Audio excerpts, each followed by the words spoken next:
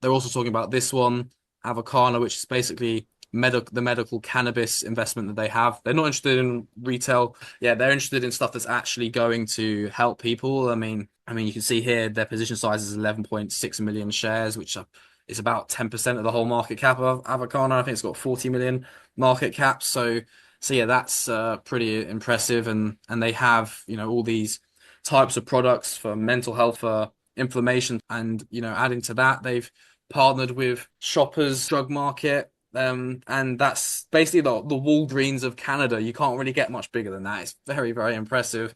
I went to Canada in November and December, and I was seeing Shoppers Drug Market everywhere. I didn't know, and didn't know truly the scale of it until I actually visited, but that was certainly fascinating. And then even more news recently, the largest tobacco company in the world sneakily entering the space, Philip Morris. And guess who they're going to deal with? Avicanna. No one seems to know about it. I mean, also the chart here, and maybe I'll bring you in for this. I mean, the chart here has been tracking sideways for years, but you can still be making on the sideways movement 100% on your money just whilst it is consolidating. But I think all of those press releases highlight how this could, once it starts to get to these higher levels, end up breaking out off of this deal with maybe Philip Morris, and things like that. Yeah. So yeah, and they're turning profitable very soon and doing great revenue. Now we're going to take a look at Avicanna on the weekly. I want to map out a plan that's going to set us up for success. So I noticed the trend is pretty consistent going back to April of 2022. This is nearly a 3-year window on the weekly frame. This is not a 1 day, 1 minute chart. This is highly significant. And what we notice is almost every single time when the price reaches 26 cents or below, there is strong demand where buyers are stepping in and pushing the price significantly higher. We've seen it countless times over multi-year window, and now we're back in this demand zone, which again raises the question as to whether or not we are going to see a massive bounce in the upcoming months and quarters. We mentioned crazy partnerships, definitely under the radar, not many people talking about it, a much lower market cap, a possible path to profitability. We take a look at the previous quarter, we were at -1 cent EPS. That's pretty much cash flow neutral.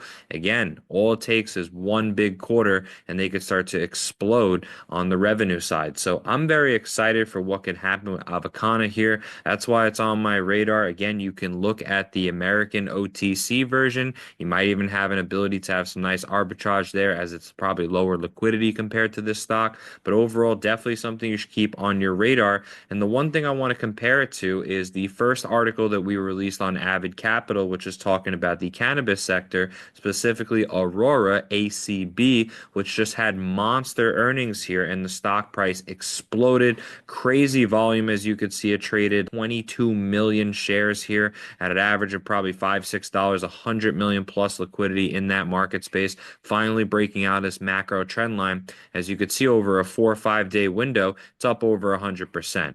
Okay, this is a multi-$100 million market cap company. So it just shows you the potential for what we're looking at. And even cooler is that 3D Capital, which we've mentioned in the past, has exposure to these companies. Most of the names that are in their holdings are sleepers. Most people are not talking about them. Many of them are even private companies, so you don't even have the ability to purchase them.